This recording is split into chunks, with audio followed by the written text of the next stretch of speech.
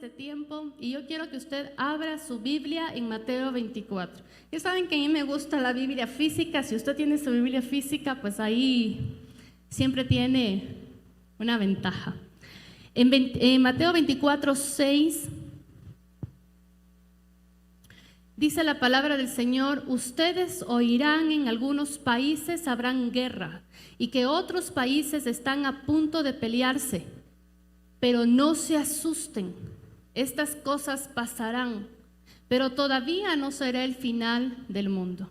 No sé si esta es una reseña de lo que puede estar pasando en varios lugares. O sea, yo no lo saqué del comercio de este tiempo, pero yo creo que es lo que estamos viviendo, no solamente en nuestra nación, sino en diferentes naciones, en donde hay rumores de guerra, en donde hay países que tienen conflictos los unos con los otros. Pero el Señor nos dice en su palabra que no nos asustemos, porque todavía no ha llegado el tiempo de Dios. Estos son los preámbulos de lo que va a pasar.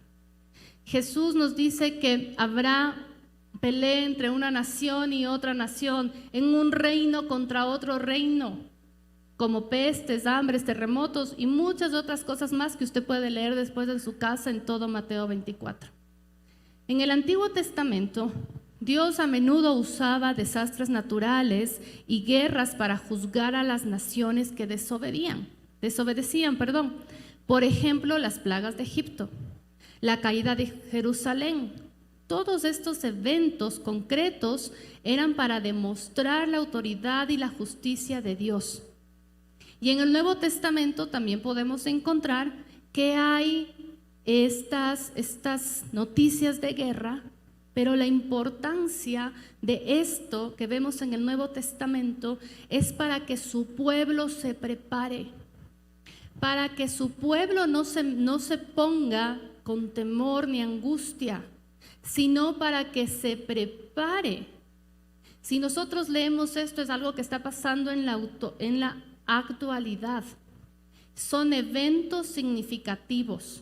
El Señor, cuando vinimos a sus pies, no nos dijo que todo va a estar bien, que ya no vamos a sufrir. Usted de aquí va a caminar por caminos donde no hay baches. Usted de aquí no, si llueve usted no se va a mojar, si hay una peste usted no se va a enfermar. ¿Eso dice?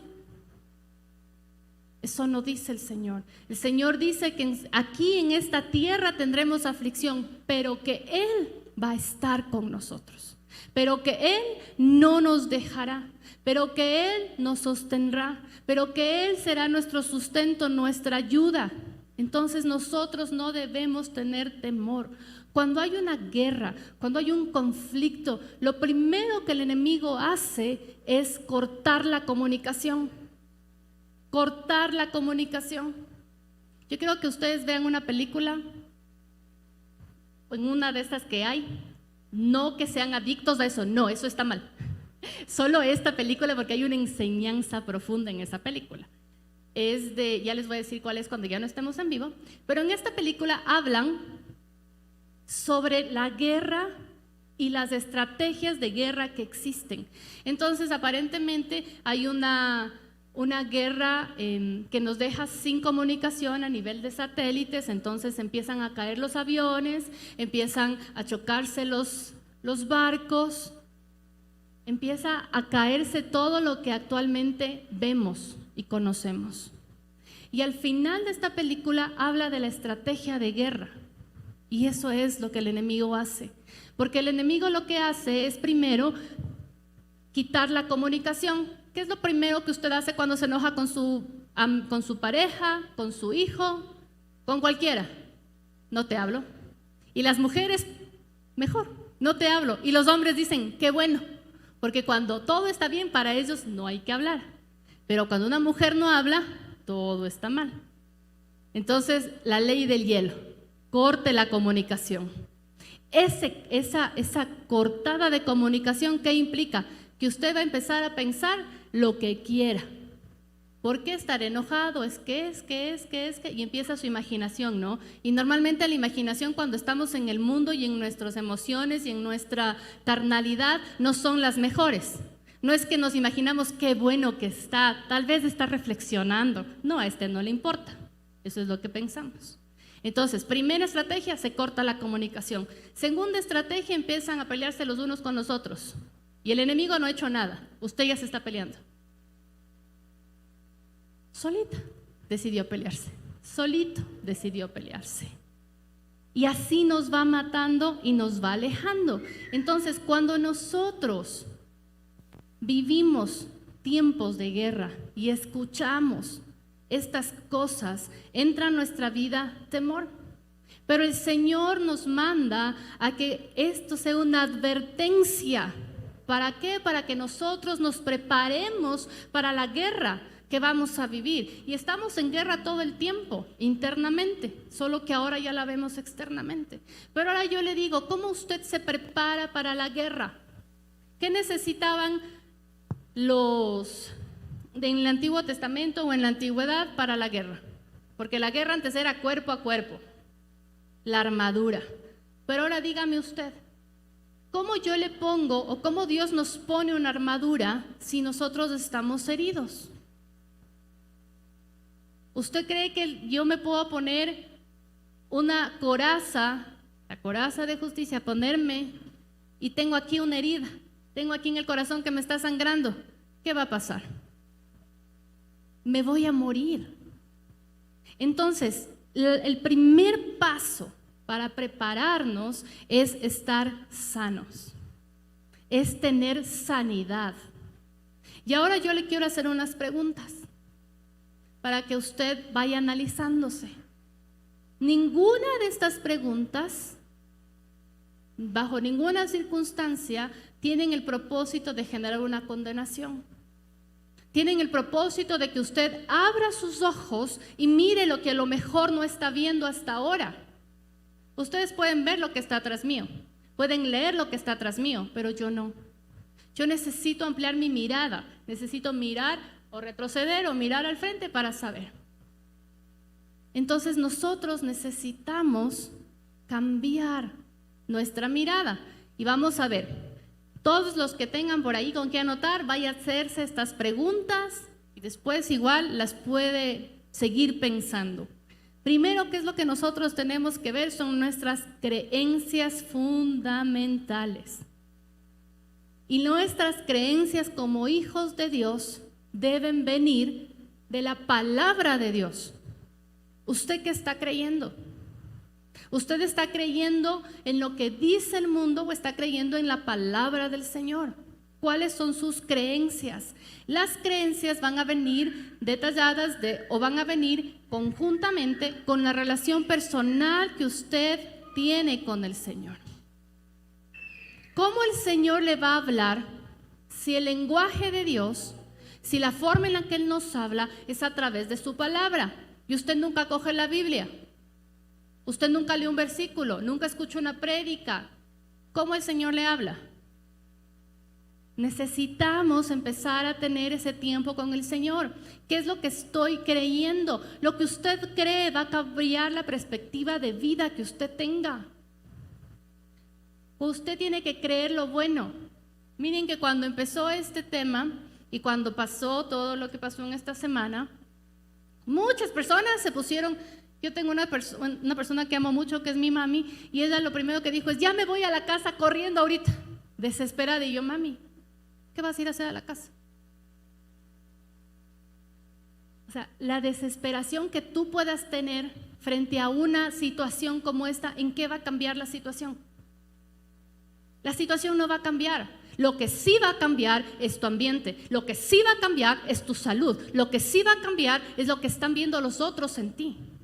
Por eso es tan importante que usted tenga fundamentos que le permitan pararse en la roca y que su perspectiva de vida sea diferente. ¿Cómo está su perdón? ¿Usted ha perdonado? ¿Y se ha perdonado usted mismo sobre los errores que ha cometido en el pasado o que todavía los comete? ¿O piensa que ese error ya le marcó de tal forma que ya no puede superar su vida? Si usted ha experimentado el verdadero perdón de Dios en su vida, usted tiene que tener la capacidad, primerito, de perdonarse 100%, no a medias.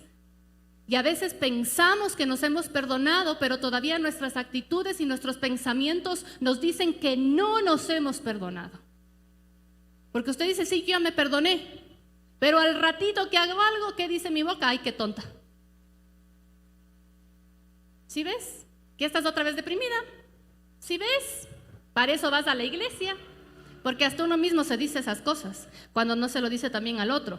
Entonces nosotros tenemos que estar 100% seguros de que hemos experimentado el perdón de Dios en nuestra vida. ¿Cómo están sus relaciones? ¿Cómo influye su fe, su palabra, lo que usted dice con su boca a los demás y la relación que tiene los demás? ¿Usted es una persona que trae paz o que trae guerra? ¿Una persona que trae tranquilidad o que trae angustia? ¿Qué tal que mi mami me decía, sí, ya vámonos ahorita? Y yo bajaba a la oficina, chicos, apaguen todo, nos vamos de este rato porque no saben lo que pasó. ¿Qué hubieran dicho ellos? ¿Ya qué va a pasar? O sea, yo así, no pasa nada, todo va a estar bien, vamos a orar, vamos a tomar precauciones, ok, hay que salir más temprano, hay que salir más temprano. ¿Por dónde te vas? No te vayas por ese lado, busca una alternativa. Ok, el siguiente día veamos qué pasa. Pero no, porque yo sé que el Señor dijo que nos va a proteger. Entonces yo tengo que creer en esa palabra. ¿Cómo está mi confianza en el Señor? ¿Cómo manejamos la incertidumbre? ¿Cómo manejamos los desafíos? ¿Estamos confiando en la promesa del Señor? ¿O estamos solamente mirando lo que pasa alrededor?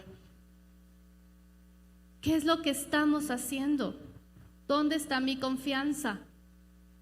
Lo que les decía, su fe ¿les ayuda a manejar el estrés y la ansiedad o dejan que la corriente del mundo les arrastre? ¿Cómo está la comunicación? ¿Está comunicándose de la forma correcta? Y sobre todo, ¿cómo está la comunicación con el Señor? ¿Cómo está su comunicación con Dios? ¿Solamente se comunica cuando viene aquí el domingo o tiene sus tiempos de adoración, de reflexión, donde el Señor le habla? ¿Usted tiene una esperanza y un futuro? ¿O cómo es la visión que usted tiene en la enseñanza de la esperanza y el futuro que nos espera? Recuerde que todas esas preguntas no son para que usted diga qué mal que estoy. No, porque el Señor no trae condenación. El Señor trae libertad. Entonces, cualquier pensamiento, sentimiento que no sean de crecimiento no son del Señor, porque el Señor nos ama. Por eso el Señor no nos condena. Por eso el Señor desea que nosotros seamos mejores y que rectifiquemos. Si nos mandó a prepararnos para la guerra, porque sabemos que estos rumores van a seguir estando, si sabemos que la situación va a seguir a nivel global, porque no es solamente en nuestro país, es a nivel global. Lo que yo tengo que estar es preparada para esa guerra, pero para esa guerra necesito estar sana. Para ponerme la armadura de Dios necesito estar sana. Entonces tenemos que dejar de ser lo que pensamos que somos y empezar a ser quien Dios dice que somos. Voy a volver a repetirlo. Tenemos que dejar de ser quien nosotros pensamos que somos, pero empezar a ser quien Dios dice que somos. Y en ese momento usted va a tener una transformación. Por eso es importante que usted se analice, que usted vea en qué áreas debe trabajar. Es necesario que usted empiece a crecer. Y el primer paso para crecer, ¿cuál es?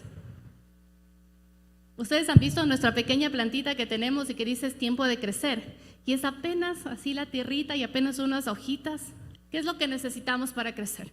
¿Qué es lo que necesita una semilla para empezar a crecer y a germinar? Primer paso, morir. si usted no muere a usted mismo, no va a poder crecer. Si usted sigue plantado en el lugar en donde está, ella tiene la culpa, él tiene la culpa, el gobierno tiene la culpa, mi papá tiene la culpa, porque no me dejó plata, entonces yo estoy pobre por mi papá. Y usted no quiere morir a esa forma de vivir y de pensar y de hablar, usted no va a crecer. Si usted no quiere morir a pensar que no es merecedor del amor de Cristo, usted no va a crecer. Entonces, el primer paso para poder crecer es morir a nosotros mismos. Y yo siempre les digo, cada que me paro en este lugar, yo les digo, yo muero todos los días a mí misma. A veces quiero resucitar y me toca ir y volverme a matar, porque a veces quiere resucitar la Carolina histérica, a veces quiere resucitar la falta de fe, a veces quiere resucitar el no puedo, a veces quiere resucitar el, no, tú no puedes hacer esto, no sabes. Pero tengo que recordar y morir a mí misma y decir, no, Señor, esa es la antigua, ese es el viejo hombre. Ahora yo soy fuerte, no en mí, no por mi sabiduría, sino en ti, porque tú me das la sabiduría. ¿De dónde viene la sabiduría? De su palabra. Entonces voy y busco, ¿qué hago, Señor? Pero usted tiene que aprender a morir. Y yo le digo esto y le digo que a mí me pasa porque a todos nos pasa. Y yo quiero que vayamos a la porción de la Biblia donde Jesús alimenta a los 5,000. Les voy a decir, ¿alguien me puede ayudar para ver en qué parte está eso? Pero ahorita les voy a decir, está en Mateo.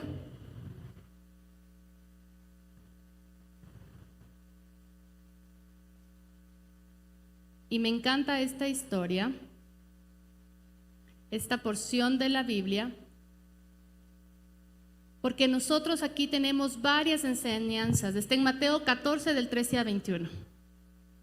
Jesús empezó a enseñar y como Jesús ya tenía su fama, ya habían hablado de sus milagros, ya sabían quién era, y cuando escuchaban que Jesús iba a estar por ahí, entonces todo el mundo se acercaba. Y Jesús estuvo en este lugar en donde, ¿qué pasó? Llegaron tantas personas a escucharlo que eran más de 5,000 personas. Y Él los alimentó simplemente con 5 peces y 5 panes.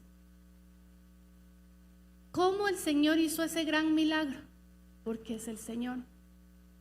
En esta porción usted puede ver la multiplicación y la provisión de Dios que son tan diferentes a las nuestras. Usted piensa y dice, son 5,000 y en esa época solamente contaban a los hombres. O sea, unos 10,000 por lo menos. No contaban ni a los hombres, no contaban a las mujeres ni a los niños. Usted piensa y en su mente, ¿qué necesita? Y me encanta Chosen, esa sí la voy a publicitar para que la vean. Y ahí se ve esta parte de la historia y yo me imagino, porque es tan representada y me imagino que fue tal cual. Los discípulos van y se le acercan. Primero, no tenemos plata, porque solo trajimos poquita plata. Segundo, así tuviéramos plata, ¿de dónde vamos a sacar tanto? Y es más, le dicen, ok, si hay un pueblo por aquí cerca y puedes ir a ver si es que te fían y luego pagas, porque ellos pensaban en lo humano. Y el otro señor le dice, no, es que ni siquiera podemos ir al pueblo porque todos los de ese pueblo están aquí, así que tampoco van a poder venderte. Y ellos empezaron a ver todas las limitaciones. Y ahora, ¿por qué yo les digo que hacia nosotros, en este cuerpo, después de todo lo que ha pasado, nos vienen esos pensamientos? Imagínense sus discípulos que vivían ya con Él, que veían de primera mano que el ciego venía, que es más, en ese momento viene uno que tenía la pierna rota, que ya apestaba, que todo el mundo le decía, apestas porque está podrida tu pierna, y la pierna se regenera en sus ojos. Y el Señor les dice, déles de comer. Y ellos, ¿cómo? Entonces yo digo, ¿cómo a esta normal? No se le va a entrar un poco de duda, ¿verdad? Pero el Señor nos muestra su poder en todo momento. Coge estos panes, estos peces, multiplica, da de comer a todo el mundo y sobran 12 canastas llenas. Y hay cosas que me impresionan, pero lo que más me impresiona es que después de hacer todos estos milagros, Jesús siempre iba a buscar a su Padre.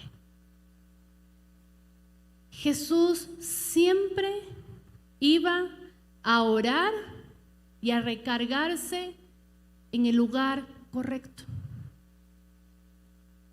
Él iba a buscar la presencia de su papá para que Él le dé la nueva dirección. El Señor no nos va a decir todo lo que tenemos que hacer de una sola. No funciona así. El Señor nos va a ir diciendo conforme vayamos caminando. Pero si Jesús, siendo Jesús, buscaba la dirección de su Padre, usted, ¿la dirección de quién está buscando? La dirección de quién está buscando. Imagínense lo que es eso. Porque Jesús sabía lo importante que era tener la comunión con su Padre y que para que Él tuviera éxito en lo que era encomendado, tenía que seguirle a su Padre y decirle: Señor, ok, ahora ¿qué voy a hacer? Ok, papá, ya vine al lugar donde me dijiste, donde corría peligro, ya prediqué tu palabra, ahora ¿qué más? Yo no sé si usted cada mañana pide dirección al Señor, o con la dirección del domingo le avanza para toda la semana, y como no vengo todos los domingos me avanza para los 15 días, y si no me avanza hasta para el mes. No le va a avanzar, le voy a decir. Usted necesita dirección de su papá todos los días, todos los días. ¿Y por qué quería primero hablarles de este tema? Porque todo lo que hemos hablado es el preámbulo. ¿Por qué quería hablarles de este tema? Porque como les decía, los discípulos que veían lo que el Señor hacía día a día tenían dudas y no entendían cuál era el poder que Él tenía y cuál era la convicción que ellos tenían que tener para hacer lo que Él hacía. Y nosotros somos sus discípulos y a veces tenemos esas mismas dudas. Porque a veces muchas veces vemos que el Señor nos prospera, que el Señor nos guarda, que el Señor nos cuida, pero vienen estos sonidos de guerra, vienen estas dificultades y lo primero que hacemos es como estos discípulos: ¿y ahora, Señor, cómo? ¿Y ahora cómo, Señor? Y nos olvidamos que es todo lo que Él ya ha hecho previamente. Y Jesús dice en el versículo 19, luego le dijo a la gente que se sentara, en el versículo 20, todos comieron cuanto quisieron y después los discípulos juntaron 12 canastas con los que sobró. Aquel día unos 5,000 hombres se alimentaron y además las mujeres y los niños. Jesús, después de esto, después Jesús insistió en que los discípulos regresaran a la barca y que cruzaran al otro lado mientras Él enviaba a la gente. Después de despedir a la gente, subió a la colina para orar a solas. Mientras estaba allí solo, cayó la noche. Él estaba orando y pidiendo dirección a su papá. Mientras tanto, los discípulos se encontraban en un problema lejos de tierra firme, ya que se había levantado un fuerte viento y luchaban contra grandes olas. Y eso de las 3 de la mañana, Jesús se acerca a ellos, caminando sobre el agua. Y cuando los discípulos vieron que Él estaba caminando sobre el agua, quedaron aterrorizados, llenos de miedo, y clamaron: ese es un fantasma. Pero Jesús les habló de inmediato. No tengan miedo, dijo, tengan ánimo, porque yo estoy aquí. Entonces Pedro lo llamó: Señor, si realmente eres tú, ordéname que vaya hacia ti caminando sobre el agua. Sí, ven, le dijo Jesús. Y entonces Pedro se bajó por el costado de la barca y caminó sobre el agua hacia Jesús. Pero cuando vio al frente y vio las olas y sintió el viento, se aterrorizó y comenzó a hundirse. Entonces le dijo: "Sálvame, Señor", gritó. Y de inmediato Jesús extendió la mano y lo agarró. Y quiero que veamos este pasaje, que ya lo hemos leído por varias veces y que nos encanta en diferentes perspectivas y poco a poco. Jesús ya mandó a la multitud. Jesús fue a buscar a su papá porque él sabía lo importante que es ir a orar, a buscar la dirección de donde tiene que venir la dirección. Jesús estaba en ese lugar y entonces los discípulos se van en la barca y empieza una tempestad en ese mar. ¿Y quién dirigía la barca? Pablo, que ya sabía cómo manejar el mar, porque él era pescador. Entonces, para él las tormentas no eran cosas nuevas. Para él la tormenta era algo que él ya vivía. Entonces, me encanta porque quiero que ustedes tomen en cuenta que esto está en Juan, en Marcos y en Mateo, para que ustedes puedan leer la perspectiva de los tres. Entonces, en Juan dice que ya más o menos habían pasado de 5 a 6 kilómetros, ya estaba oscuro. Jesús no estaba con ellos. Y se levantó el mar con este viento y ellos estaban llenos ¿de qué? De temor. Llenos de temor. Yo no sé si usted ahora está lleno de temor o si las personas que nos están mirando están llenas de temor por lo que está pasando, por la incertidumbre que podemos estar viviendo. Pero el Señor, cuando se acercó donde ellos, ¿qué es lo que les dice? Y está en el versículo 27. Jesús les habló de inmediato y les dijo: no tengan miedo, tengan ánimo, yo estoy aquí. Y esa es una promesa para el que quiera tomarla. No importa la tormenta que usted esté viendo ahora. Usted es experto en todo lo que está haciendo ahorita, porque nadie ha cambiado de actividad. Así como este hombre era experto en el mar, él estaba en un lugar conocido. ¿Saben lo que cambió? El ambiente. ¿Qué es lo que ha cambiado en nuestro país ahorita? El ambiente. Porque nosotros podemos ser expertos en el área que trabajamos, pero el ambiente ya no es el mismo. El ambiente está lleno de temor. El ambiente está lleno de incertidumbre. Pero el Señor nos da esta promesa: no tengan miedo. Yo estoy aquí. Yo estoy en tu casa. Yo estoy en tu trabajo. Yo cuido tus hijos. Yo cuido tu entrada. Yo cuido tu salida. Yo estoy aquí. Más bien tengan ánimo, porque el Señor no se va a quedar solamente mirando cómo el ambiente cambia. Él se va a meter con nosotros y esta palabra es para nosotros. Él está con nosotros. Puede ser que haya una tempestad, puede ser que el entorno haya cambiado, pero Él está conmigo. Yo tengo la confianza y la certeza de que el Señor está con nosotros.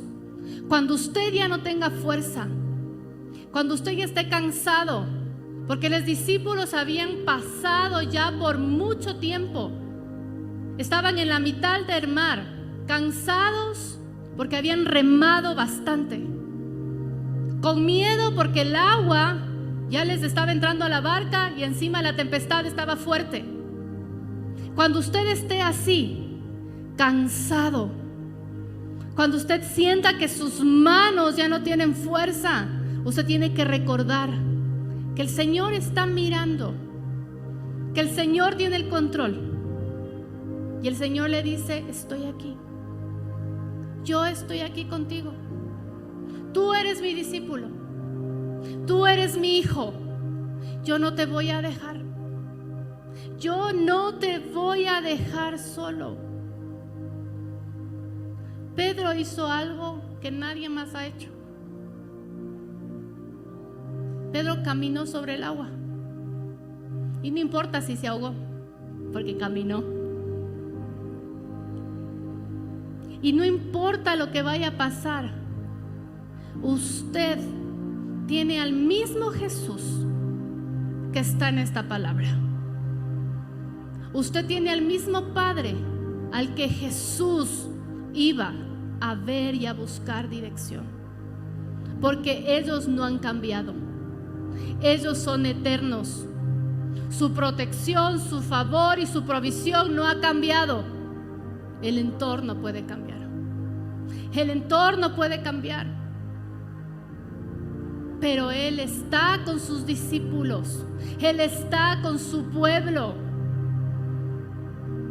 Yo le decía esta semana a una persona: para mí la cruz tiene un valor inigualable.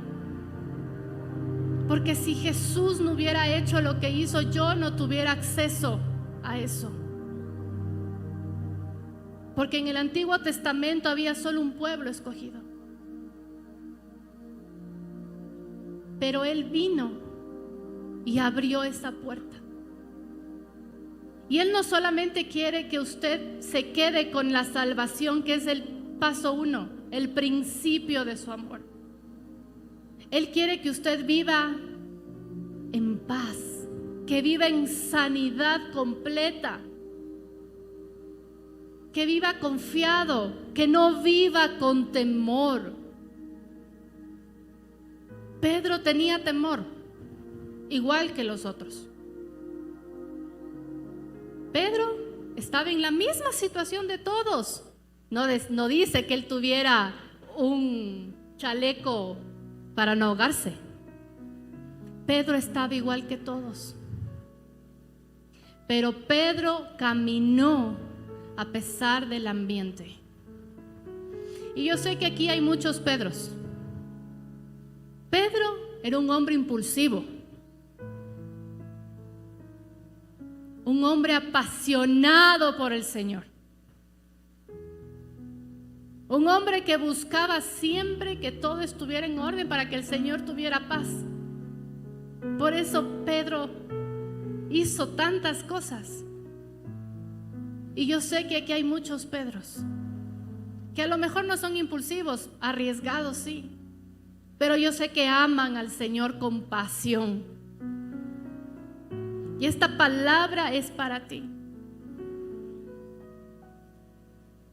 Porque en medio, y escúcheme, porque esta palabra es para el Espíritu. Yo no sé para quién, pero si el Señor está hablando a tu espíritu, tú tienes que tomar esta palabra y accionar esta palabra. Porque no importa el ambiente. Si tú eres de ese Pedro, si tú eres esa persona, esa mujer apasionada, ese hombre apasionado por el Señor, en medio del miedo, en medio de la circunstancia, tú te vas a levantar. Tú te vas a levantar y vas a salir de tu barca y vas a hacer lo que otros no han hecho. Porque el ambiente puede haber cambiado, pero mi Dios no ha cambiado. Las promesas que yo tengo no han cambiado. Sus promesas son eternas. No importa el ambiente, no importa la incertidumbre, mi Dios sigue siendo mi Dios. Y usted tiene que levantarse de esa barca y dar un paso al frente y caminar en medio del agua. Cuando usted empiece a caminar, no importa, escúcheme, no importa si piensa que se va a hundir. Y no importa si se está hundiendo. ¿Sabe por qué? Porque el Señor va a extender su mano. Y el Señor nunca va a dejar que su hijo muera. El Señor nunca va a dejar que su hijo muera. Y aquí están sus hijos. Y nosotros no moriremos. Y nosotros nos extenderemos, como dice su palabra, y veremos cumplir las promesas que Él nos ha hecho.